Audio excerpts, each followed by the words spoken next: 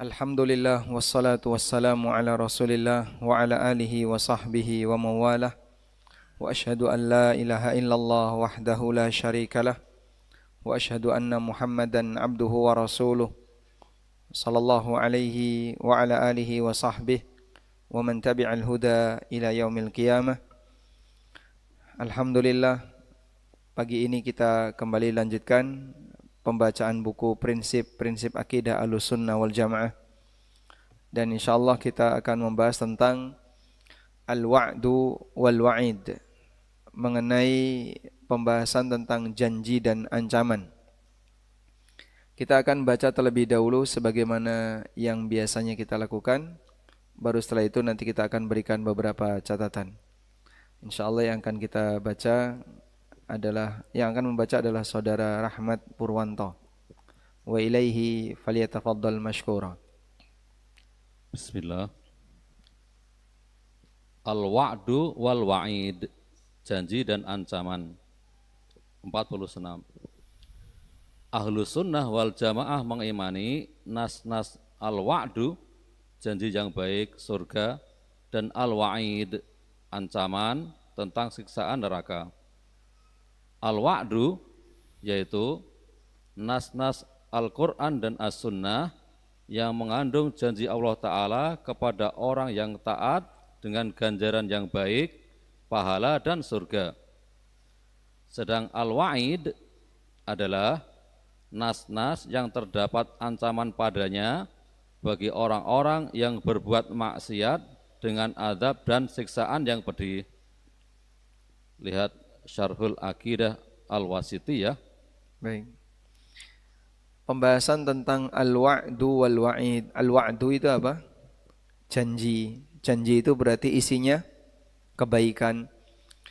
Al-wa'id kebalikannya, ancaman. Ancaman berarti sesuatu yang buruk yang akan menimpa hamba karena dia melakukan kesalahan.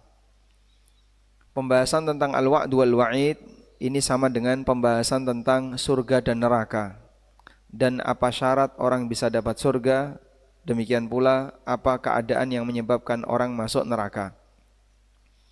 Pembahasan al-wa'du wal wa'id juga akan menyinggung dua sekte besar yang dia menyimpang dalam masalah janji dan ancaman, yaitu sekte Khawarij dan yang satunya adalah sekte Murji'ah.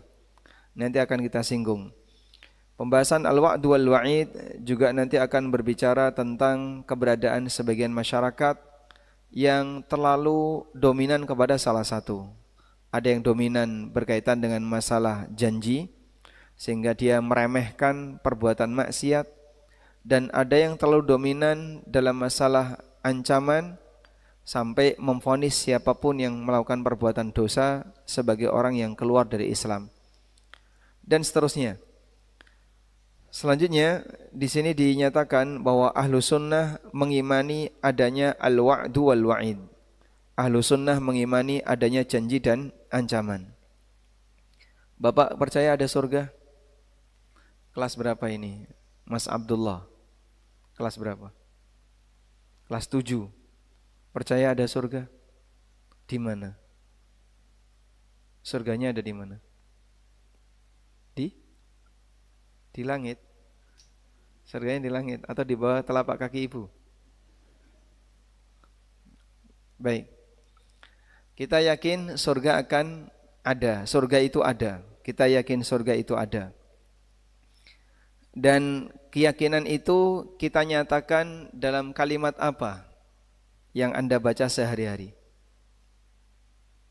Keyakinan bahwa nanti akan ada janji indah di surga, Anda menyatakan itu dalam kalimat apa yang dibaca sehari-hari? Ada doa Sayyidul Istighfar. Kita mengucapkan kalimat Allahumma inni abduka. Gimana kalimatnya? Allahumma anta rabbi la ilaha illa anta khalaqtani wa ana abduka wa ana ala ahdika wa wa'dika mastata'tu. Coba kita ulang kalimat Sayyidul Istighfar. Allahumma anta rabbi la ilaha illa anta khalaqtani. Nah, kalimatnya di sini. Wa ana abduka. Ini untuk laki-laki ya. Wa ana abduka ini berlaku untuk laki-laki. Kalau perempuan wa ana amatuka. Bacanya wa ana amatuka. Wa ana ala ahdika wa wa'dika. Jadi kalau laki-laki wa ana abduka, kalau perempuan wa ana amatuka, ini perempuan. Wa ana ala ahdika wa wa'dika. Nah, perhatikan kalimat wa ana ala ahdika wa wa'dika. Ahd, al-ahdu itu perjanjian komitmen. Al-ahdu artinya komitmen. Dan aku masih istiqomah, dan aku selalu berada di atas komitmenku kepadamu. Wa wa'dika, al-wa'du di situ. Wa wa'dika. Al-wa'du artinya janji, balasan.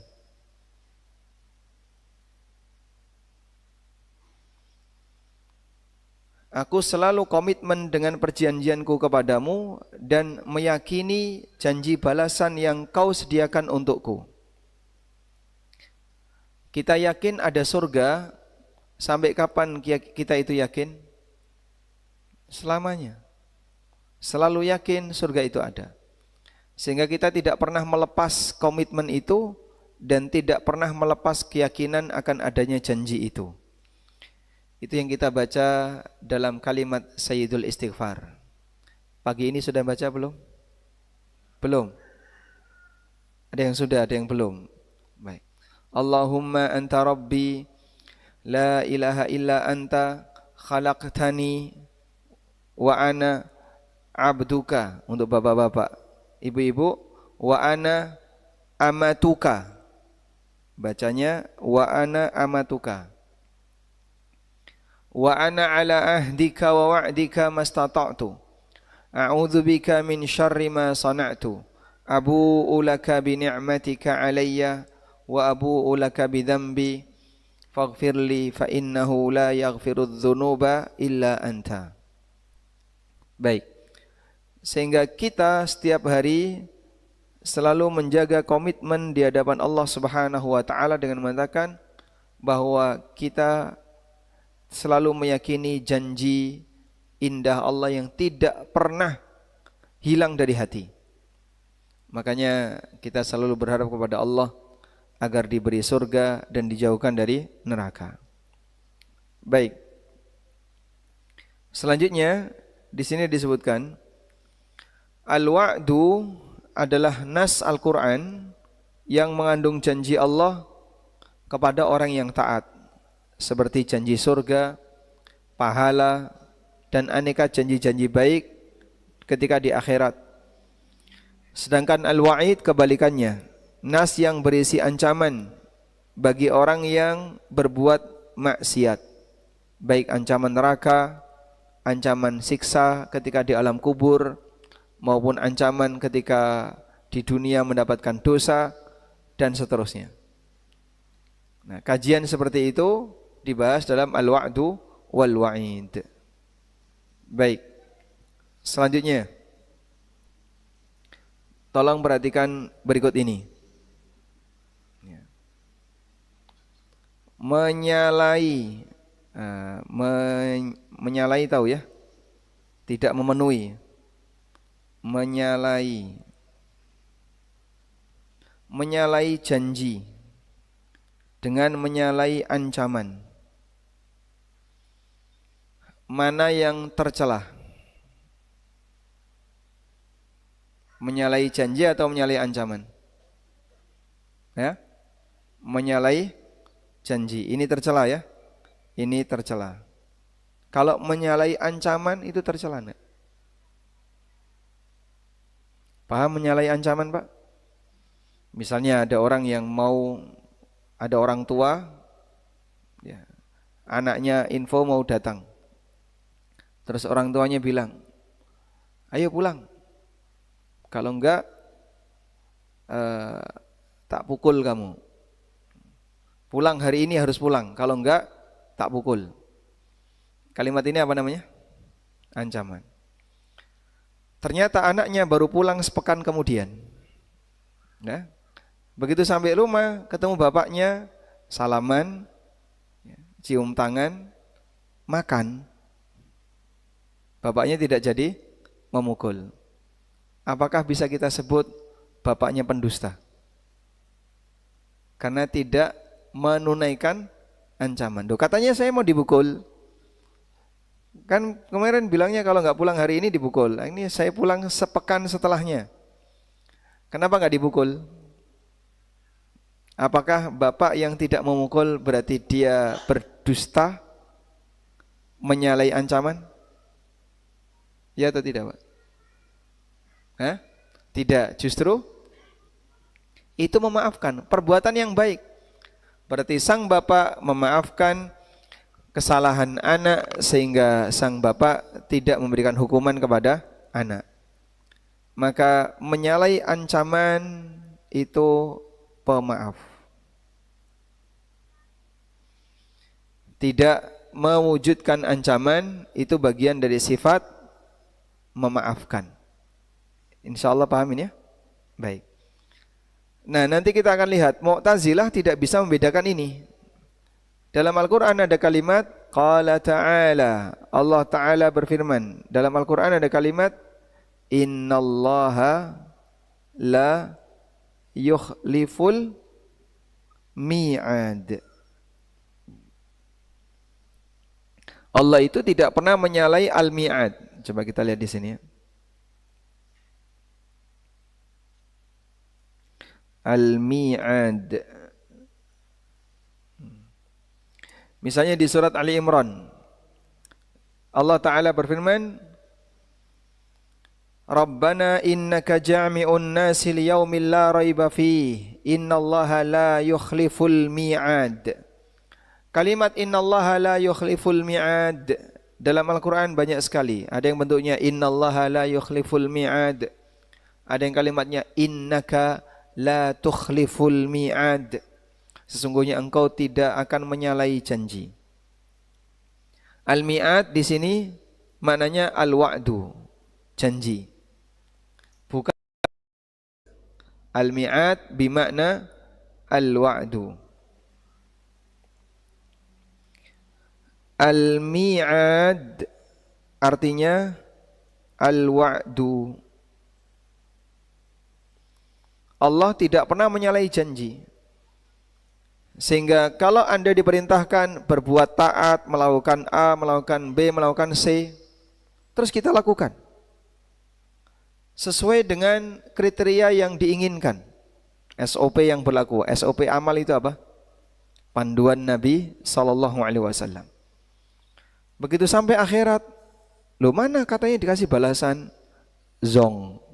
Oh ternyata selama ini di PHP, disuruh A, disuruh B, disuruh C, katanya mau dapat pahala ini, ternyata enggak ada sama sekali. Mungkin enggak itu terjadi? Mungkin enggak itu terjadi? Tidak mungkin. Kenapa? Karena jika demikian berarti Allah penipu, karena dia menyalahi janji. Paham insyaallah? Dan itu tidak mungkin terjadi. Maka dalam banyak ayat Allah mengatakan innallaha la yukhliful mi'ad. Allah tidak pernah menyalahi janji. Orang beriman dapat surga, besok orang beriman begitu sampai akhirat, loh katanya masuk surga, kok enggak ada surganya mana? Zong, ditipu, tidak mungkin. Karena janji Allah tidak akan mungkin Allah tidak menepatinya. Allah pasti akan menepatinya. Innahu la yukhliful mi'ad. Karena Allah tidak pernah menyalahi janji. Baik.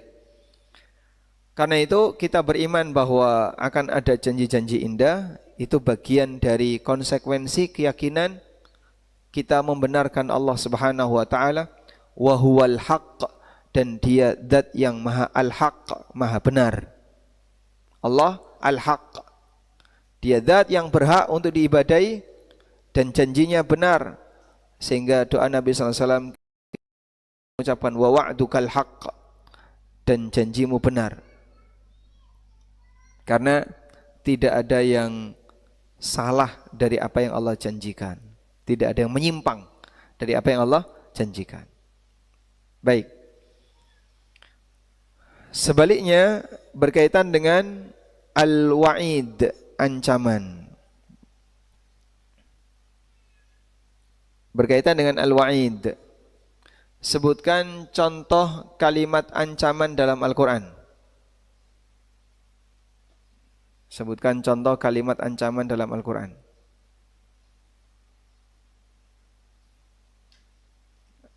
Ya Abdullah, sebutkan contoh kalimat ancaman dalam Al-Quran.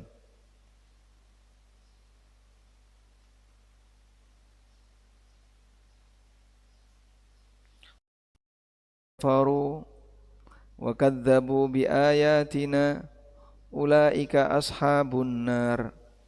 Contohnya lagi yang lain. Wailun lil mutaffifin. Contoh lagi. Wailul lil musallin alladzina hum an salatihim sahun. Contoh lagi. Wailul likulli humazatil lumazah. Contoh yang lain. Wailun semuanya nanti. Contoh yang lain. Innal ladzina kafaru. Contohnya walladzina kafaru. Dan semua kalimat yang isinya orang kafir akan dapat ini, orang kafir akan dapat ini. Apa itu? Ancaman. Baik. Selanjutnya di sana ada ancaman. Namun Allah Subhanahu wa taala tidak menegaskan bahwa ancaman itu tidak akan atau pasti akan dipenuhi. Karena Allah juga menyampaikan bahwa Dia zat yang Maha Pengampun. Baik. Tapi ada aturan yang itu tidak akan mungkin dilanggar. Siapa yang kafir, berbuat syirik, maka selamanya tidak akan bisa dapat surga. Innahu may yusyrik billah faqad harramallahu alaihil jannah. Barang siapa yang berbuat syirik kepada Allah, maka Allah haramkan dia masuk surga. Jadi untuk ancaman ada banyak dalam Al-Quran, ada banyak ayat dalam Al-Quran. Namun di saat yang sama Allah juga menyampaikan bahwa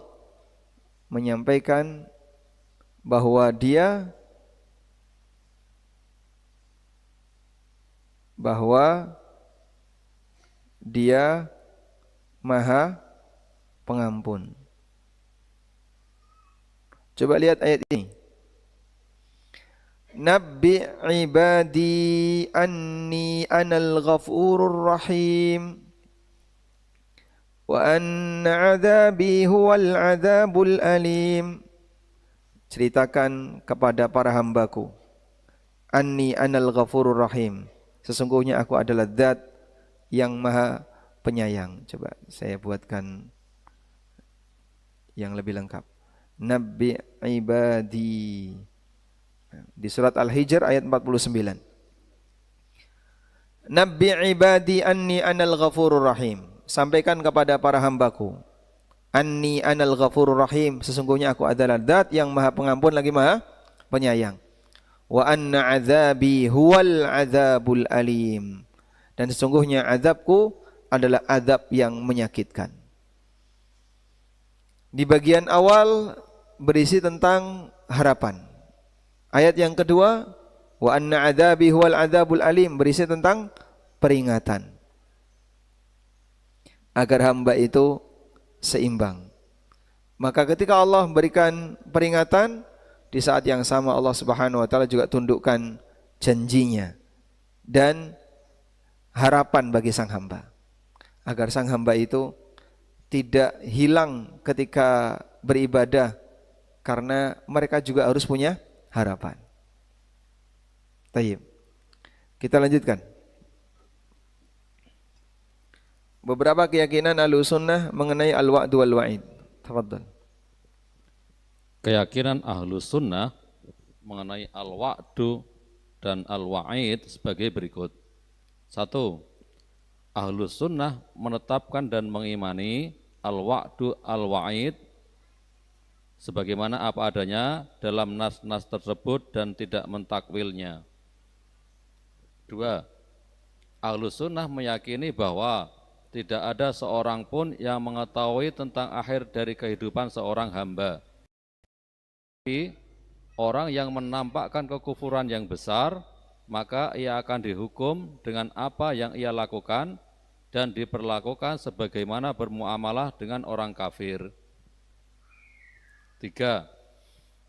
Ahlus Sunnah tidak memastikan seorang pun bahwa mereka sebagai ahlus surga atau ahli neraka, kecuali yang sudah ditetapkan oleh Allah Ta'ala dan Rasul-Nya Sallallahu Alaihi Wasallam. Mereka meyakini bahwa orang yang mati dalam keadaan Islam, beriman, beramal soleh, dan bertakwa akan dimasukkan ke dalam surga dengan dasar ayat-ayat dan hadis-hadis yang sahih. 4. Ahlus Sunnah mempersaksikan tentang 10 orang yang dijamin masuk surga, sebagaimana yang disaksikan Nabi SAW. Begitu juga sahabat-sahabat lainnya yang dijamin masuk surga seperti istri-istri Rasulullah SAW, Ukasah bin Mihsan, Abdullah bin Salam, dan yang lainnya. Ahlus Sunnah meyakini bahwa orang-orang kafir, musyrikin, dan munafikin adalah ahli neraka. Baik, itu mungkin nomor 5 ya. Itu lepas dari nomor. Ahlus Sunnah meyakini bahwa orang-orang kafir, musyrikin dan munafikin adalah ahlun nar. Selanjutnya nomor 6. Ya, nomor 6. Ahlus Sunnah menetapkan bahwa orang-orang yang dipastikan masuk neraka dengan dasar ayat-ayat Al-Quran dan hadis-hadis yang sahih seperti Abu Lahab, Abdul Uzza bin Abdul Muthalib, dan istrinya yaitu Ummul Jamil bin Arwa bin bintu Harb, dan yang lainnya. Baik.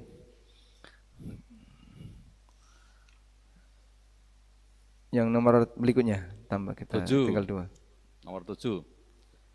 Ahlus Sunnah tidak memastikan azab bagi setiap orang yang diancam dengan siksaan, kecuali bagi orang yang mengerjakan kekufuran. Karena bisa jadi Allah mengampuni dengan sebab ketaatannya, taubatnya, musibah-musibah yang dialaminya, sakit yang dapat menghapuskan dosa-dosanya, dan yang lainnya. 8. Ahlus Sunnah meyakini bahwa setiap makhluk mempunyai ajal kematian, dan setiap yang bernyawa tidak akan mati kecuali dengan izin Allah sebagai ketetapan yang ditentukan wahyunya, yang telah ditentukan waktunya. Baik, alhamdulillah. Nah, beberapa poin tentang keyakinan Ahlus Sunnah berkaitan dengan al-wa'du wal wa'id. Yang pertama, Ahlus Sunnah mengimani adanya janji dan ancaman di akhirat. Demikian pula adanya janji dan ancaman di dunia sesuai dengan nas yang ada. Nas itu artinya apa? Dalil tegas, itu namanya nas. Ahlus Sunnah mengimani adanya janji dan ancaman sesuai dengan dalil tegas yang ada. Maka kalau ada pertanyaan, boleh enggak Pak kita beribadah berharap surga? Boleh enggak kita beribadah berharap surga? Boleh? Kenapa boleh? Ya. Karena itu karena konsekuensi iman. Lah, Bapak yakin enggak ada surga? Yakin. Terus boleh enggak diharapkan? Nah, kalau ngomong enggak boleh, lucu. Diyakini kalau itu ada, tapi tidak boleh diharapkan. Lucu ya. Oleh karena itu, Ahlus Sunnah mengimani surga sehingga beramal berharap surga hukumnya boleh. Dan bahkan berharap surga itu bagian dari konsekuensi iman terhadap surga. Konsekuensi ketika kita beriman kepada surga adalah mengimani adanya konsekuensi kita beriman kepada surga, mengharapkan surga. Boleh enggak beribadah takut neraka? Boleh. Kenapa? Karena kita mengimani ada neraka sebagai ancaman atas perbuatan dosa. Maka kita boleh beriman karena latar belakang takut ancaman sebagai konsekuensi dari iman kepada neraka. Dari sini satu poin ya. Kita sudah bisa melihat kegagalan orang sufi dalam melihat al-wa'du wal wa'id. Sehingga sebagian orang sufi meyakini beramal berharap surga itu syirik, beramal takut neraka itu munafik, yang benar beramal mengharap cinta Allah. Dan ini keyakinan yang salah. Karena kita diperbolehkan untuk beramal berharap surga. Jadi kita tulis di sini ya. Berharap surga dan takut neraka. Ini apa tadi? Konsekuensi iman terhadap surga dan neraka.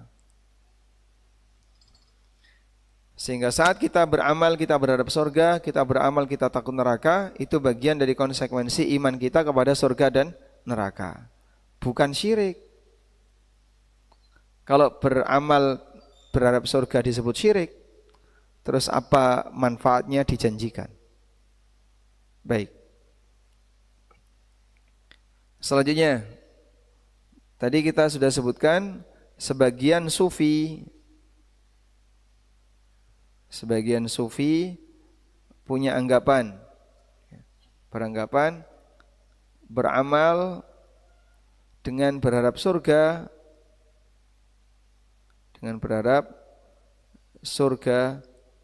itu syirik. Dan ini salah ya.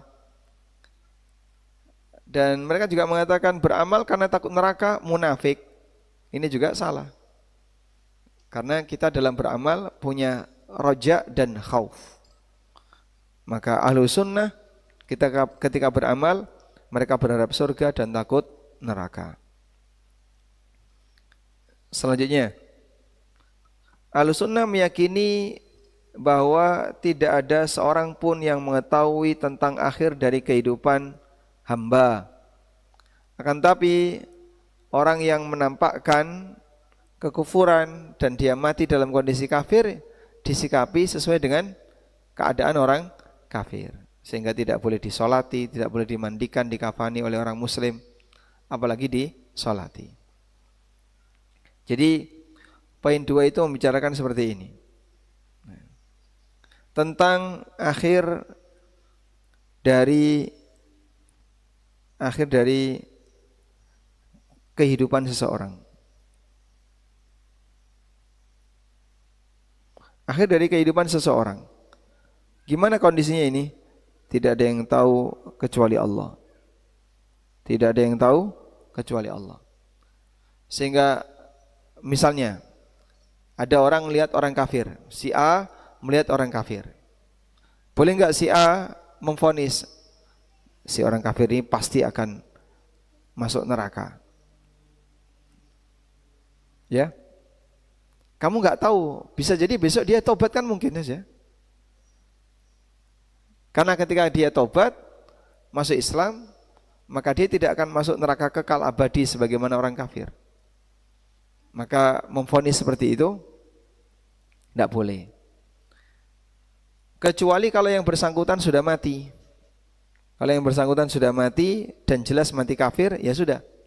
Enggak ada kesempatan untuk mendoakannya dan boleh divonis karena dia mati kafir, maka dia akan kekal di neraka. Nah. Demikian pula ketika orang muslim berbuat maksiat. Saat kita melihat ada orang muslim berbuat maksiat, kita nggak boleh, wah nek kayak gini maksiatnya ya, alamat masuk neraka ini. Memastikan itu dari mana? Memastikan itu nggak boleh karena dia tidak tahu buktinya. Sehingga tidak boleh memastikan sesuatu yang belum jelas. Baik. Di sini ya, memastikan. Yang kedua, mendoakan. Ada memastikan, ada mendoakan. Yang boleh yang mana, yang enggak boleh yang mana?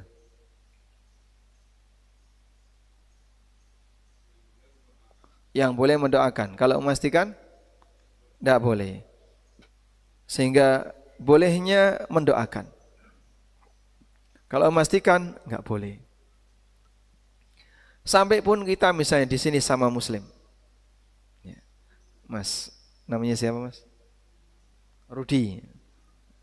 Yudi. Ya. Apakah Pak Yudi pasti masuk surga? Hah? Belum tentu. Apakah Pak Yudi pasti masuk surga? Tidak ada yang tahu kecuali Allah. Maka yang kita sampaikan bukan memastikan tapi mendoakan. Semoga Pak Yudi masuk surga. Amin. Semoga bapak-bapak di sini juga masuk surga. Amin. Yang ibu-ibu mau didoakan enggak? Semoga ibu-ibu juga masuk surga. Amin. Jadi kita memastikan enggak bisa, tapi mengharapkan, berdoa bisa. Dan seperti itulah Ahlus Sunnah wal Jamaah. Karena dia enggak tahu hal yang gaib. Oleh karena itu kalau ada orang yang misalnya dikatain sama orang lain bau surga, ini kalimat yang sebenarnya enggak sopan ya. Meskipun ucapan seperti ini biasanya keluar dari orang yang agamanya jarang ke masjid, kemudian jarang bersentuhan dengan yang namanya agama. Ketika dia ketemu dengan orang yang lebih soleh, rajin ibadah, nah kadang ngeledek bau surga, wah ini bau surga.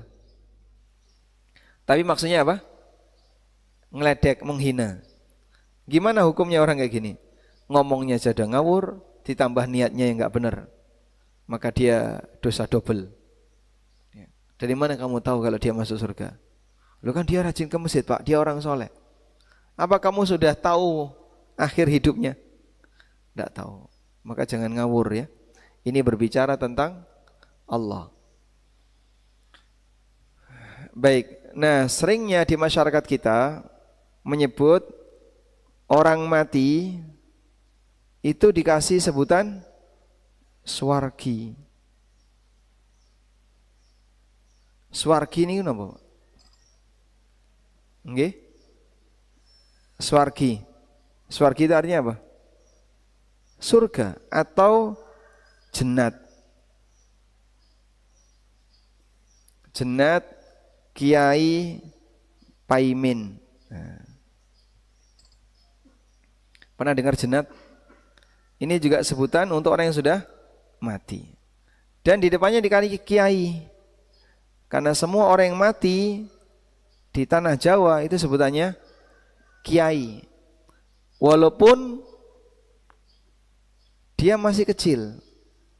Remaja mati gitu, ada K kiai terus namanya. Ya. Ada orang Kalimantan, Pak.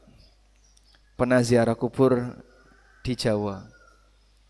Di nisannya itu banyak sekali tulisan K nama, K titik nama kan. Masya Allah di sini banyak kiainya ya. Padahal kiai itu sebutan untuk apa? Orang yang sudah meninggal. Memberi gelar kiai untuk orang yang sudah meninggal boleh enggak? Silahkan, sah-sah saja, itu gelar duniawi. Tapi kalau nyebut orang yang sudah mati dengan swargi, Mbah Paimin, jannat Mbah Paimin, nah ini dari mana Anda bisa memastikan? Makanya kita diajarkan kalau mendengar orang mati, maka orang mati plus didoakan. Gimana doanya? Rahimahullah. Semoga Allah merahmatinya. Rahimahullah. Semoga Allah merahmatinya. Jadi doanya sifatnya harapan, bukan memastikan. Demikianlah Ahlussunnah. Berikutnya, Ahlussunnah tidak memastikan seorang pun masuk surga kecuali yang sudah ditetapkan oleh Allah. Kecuali yang sudah ditetapkan oleh Allah dan ditetapkan oleh Rasulullah sallallahu alaihi wasallam. Meskipun Ahlussunnah meyakini kalau orang itu mati dalam kondisi muslim mukmin, maka yang bersangkutan berhak dapat surga.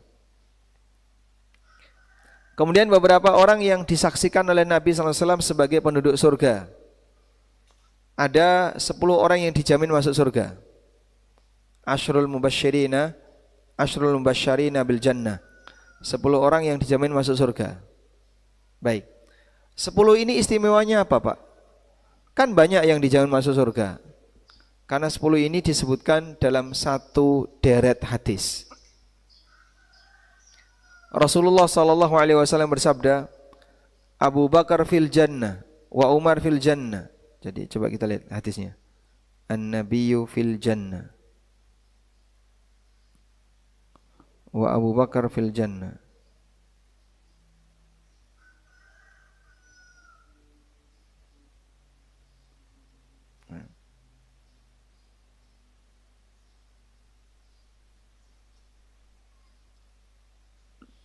Nah, hadisnya seperti ini. Kenapa kok mereka itu disebut sebagai 10 orang yang dijamin masuk surga? Sa'id bin Zaid meriwayatkan bahwa Nabi SAW bersabda, Asyaratun fil jannah, 10 orang masuk surga. Abu Bakar fil jannah, wa Umar fil jannah, wa Aliyun, wa Uthman, wa Zubair, wa Talha, wa Abdurrahman siapa? Abdurrahman bin Auf, wa Abu Ubaidah siapa? Ibnul Jarrah, wa Sa'ad ibn Abi Waqqas fil jannah. Fa'adda haula'i at-tis'ah wa sakata anil ashirah. Nabi SAW menyebutkan 9. Coba dihitung ya. Abu Bakar, Umar, Uthman, Ali. Terus Zubair bin Awam, Talha bin Ubaidillah. Kemudian Abdurrahman bin Auf, Abu Ubaidah Ibnul Jarrah, Sa'ad bin Abi Waqqas. Kurang 1.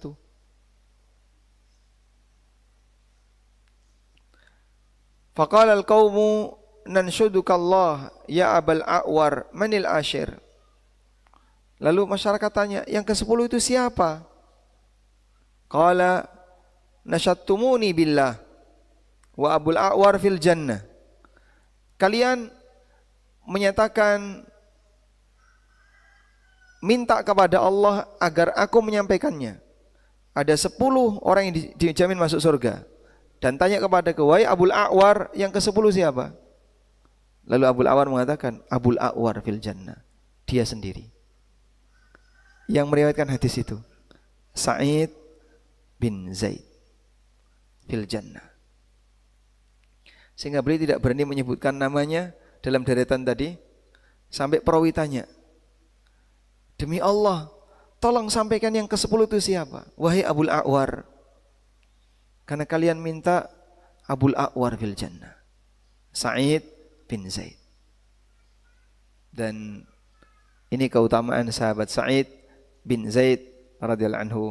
Hadisnya sahih riwayat Tirmidzi, Abu Dawud, An-Nasa'i dalam Al-Kubra dan yang lainnya. Ini kan ibaratnya ya, disampaikan dalam sekali waktu dalam satu deretan hadis, seperti daftar orang berprestasi. Berprestasi di mana? Di kalangan seluruh umat Nabi Muhammad SAW. Abu Bakar, Umar, Uthman, Ali, Talha, Zubair, dan seterusnya. Yang totalnya ada 10. Baik. Hafal 10, Pak? Eh? Yang tadi ya, Masya Allah, benar sekali ya. Yang tadi itu, dah selesai itu jawaban paling ringkas yang benar ya. Nah, sebutkan selain 10 ini yang dijamin masuk surga. Seluruh ummahatul mukminin. Karena mereka akan jadi siapa? Jadi apa mereka? Istri Rasulullah sallallahu alaihi wasallam. Makanya setelah Nabi sallallahu alaihi wasallam wafat, tidak boleh menikahi ummahatul mukminin. Sebagaimana Allah tegaskan di surat Al-Ahzab,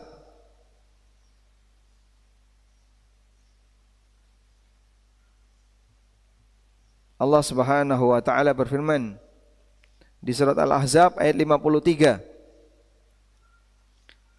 Coba Anda lihat di baris yang kedua dari bawah. Wa ma kana lakum an tu'dhu Rasulullah. Kalian tidak boleh menyakiti Rasulullah. Wala an tankihu azwajahu min ba'dihi abada.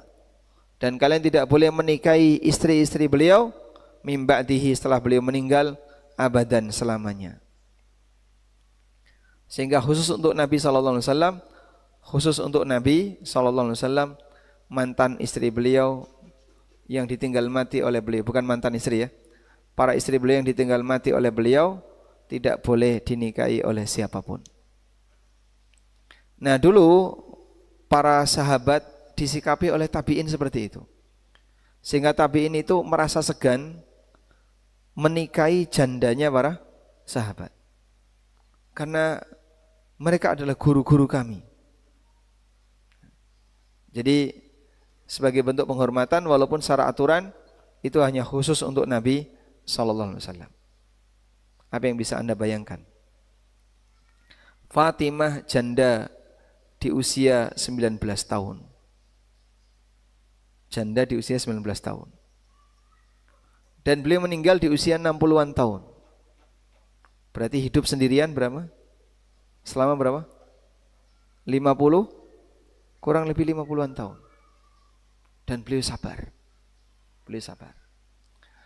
Padahal posisi Aisyah radhiyallahu anha termasuk wanita yang kalaupun misalnya beliau janda, masih banyak lelaki yang bisa bersama beliau, tapi Aisyah terkena aturan tidak boleh nikah lagi.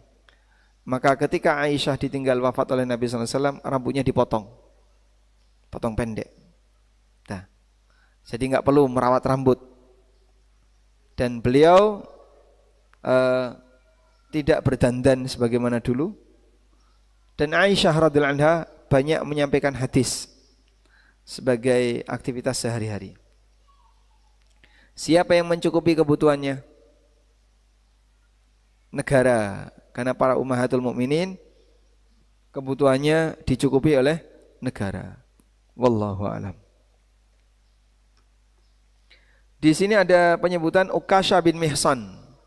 Ukasha bin Mihsan. Siapa Ukasha bin Mihsan yang dijamin masuk surga itu?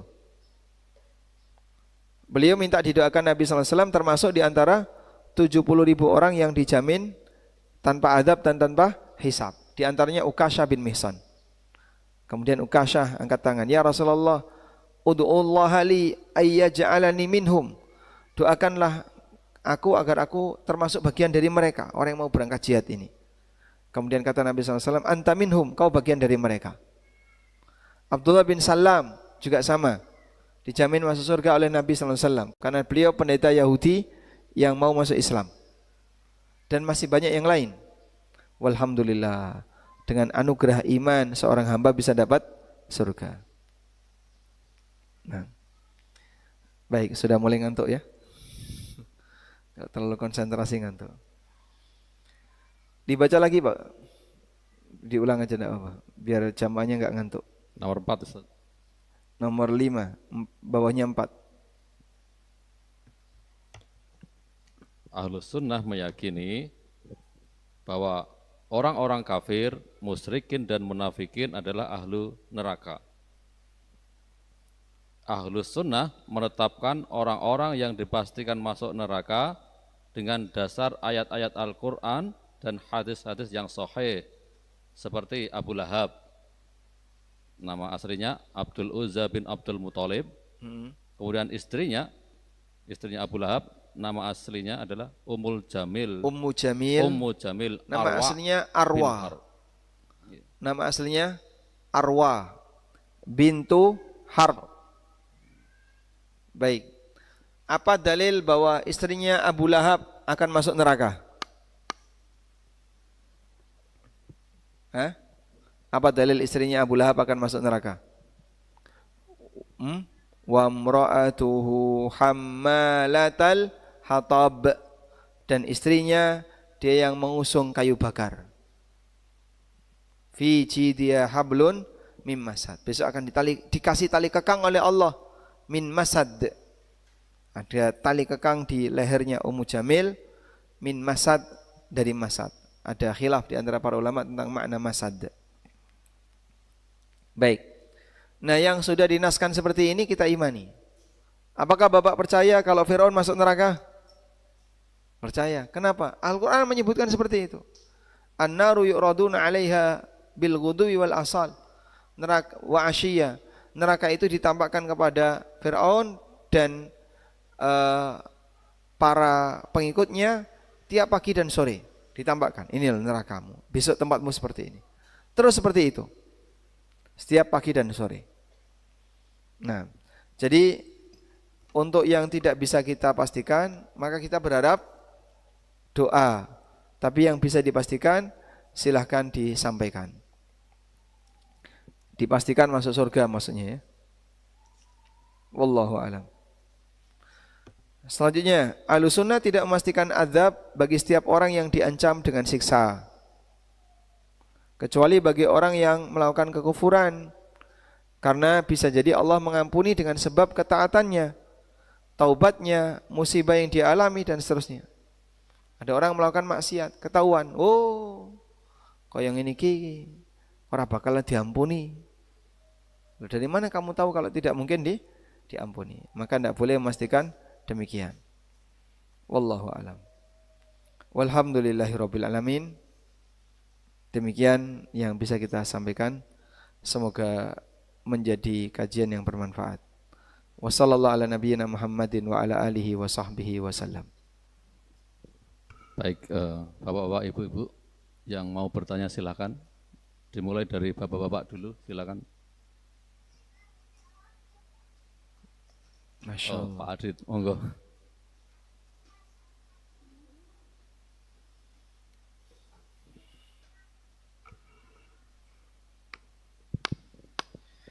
Assalamualaikum Ustaz. Barakallahu fiik. Mengenai Sayyidul Istighfar tadi Ustaz, wa ana ala ahdika wa wa'dika mastata'tu, itu kalau dibawa ke perjanjian Bani Adam, perjanjian tauhid, ketika Allah mengambil perjanjian ketika sebelum lahir itu Ustaz, apakah bisa Ustaz? Karena di sini kan sepertinya kan pelakunya kan hambanya untuk melaksanakan janjinya semampunya. Matur nuwun. Baik. Janji itu Allah sebutkan dalam Al-Quran, di mana Allah Subhanahu wa taala mengatakan, wa idh akhadha rabbuka min bani adama, ingatlah ketika Rabbmu mengambil janji dari Bani Adam, min zuhurihim dzurriyyatahum, dari punggung Adam, keturunan-keturunan Adam, wa ashhadahum ala anfusihim, dan Allah mengambil saksi bagi mereka, alastu bi rabbikum, bukankah aku adalah Rabb kalian? Qalu bala, lalu mereka menjawab, betul, syahidna, kami jadi saksi akan itu. Lalu kemudian Allah mengatakan, antaqulu yaumal qiyamah inna kunna an hadza ghafilin. Terus nanti besok di hari kiamat kau bilang, aku sudah lupa dengan janji itu.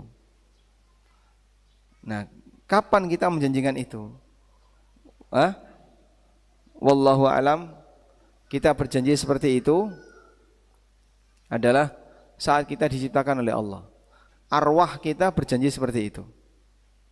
Karena ini berada di alam sebelum Adam atau sebelum manusia keturunan Adam. Min duhurihim, punggung-punggung mereka. dzurriyyatahum, keturunan mereka, wa asyhadahum ala anfusihim alastu birabbikum. Baik. Sehingga di punggung-punggung mereka ada banyak keturunan, itu nanti akan ditanya oleh Allah Subhanahu wa taala. Nah, apakah ini sama seperti yang kita baca dalam Sayyidul Istighfar? Coba kita lihat di sini.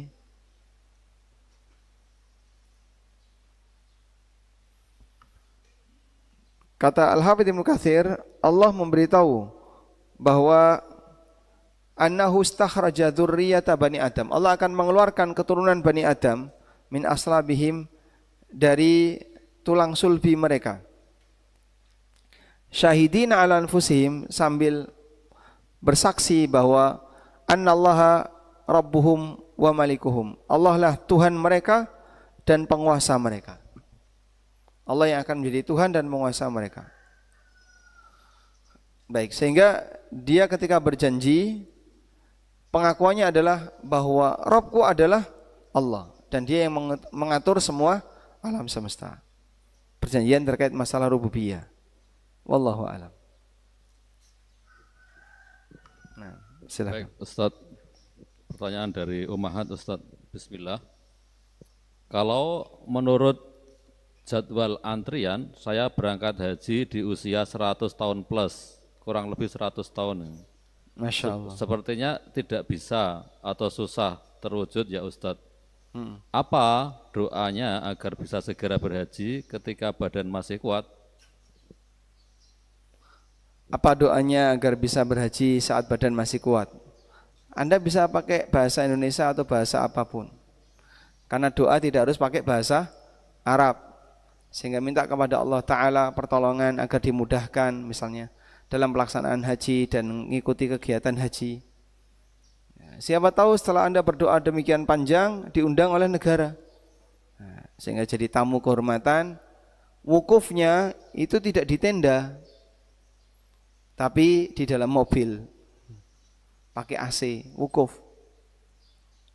Ketika di Mina tidak di tenda, tapi di gedung istana kerajaan, misalnya. Ya, maka perbanyaklah berdoa kepada Allah.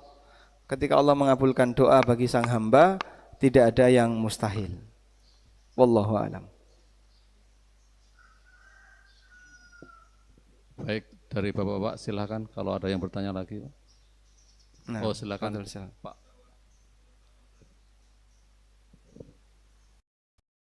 Penetapan tadi,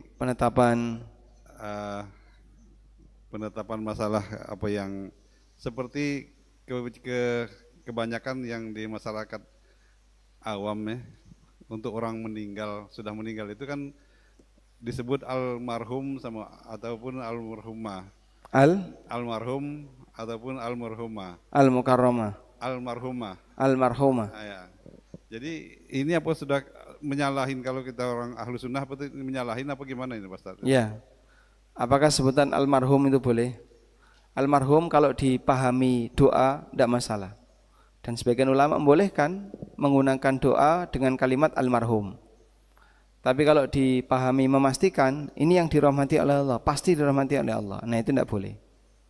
Karena memastikan tidak ada yang tahu kecuali Allah. Wallahu a'lam. Silakan yang lain, Bapak. Bapak, silakan, Pak.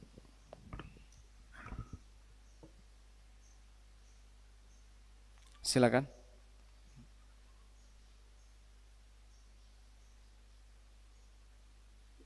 Boleh langsung aja.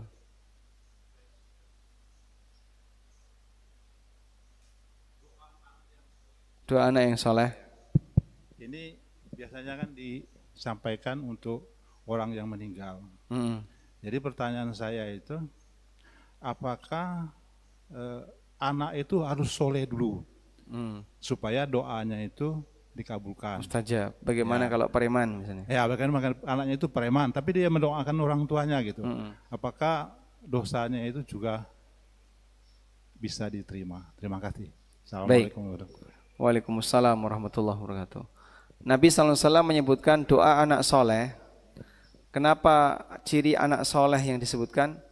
Karena anak soleh itu ketika mendoakan orang tuanya tanpa batas waktu dan tanpa batas tempat, dimanapun dia akan doakan orang tuanya. kapanpun dia akan doakan orang tuanya, walaupun sampai tua. Rabbighfirli wali walidayya warhamhuma kama rabbayani shaghira, atau doa yang semisal. Demikianlah anak yang soleh. Tapi kalau anak enggak soleh, dia cuma berdoa hari pertama, hari ketiga, sepekan, 100 hari, nyewu. Sebelumnya 40 dulu ya, 40 terus nyewu, bar nyewu sudah ada 3.000? Enggak ada. Jadi per hitungan-hitungan tertentu dia sebutkan seperti itu. Nah ini ya enggak boleh, karena yang namanya zikir, kemudian bacaan Quran dan seterusnya, menurut mazhab Syafi'iyah tidak bisa dihadiahkan kepada orang yang sudah meninggal. Lebih dari itu, doa seperti ini, doa penuh kepentingan.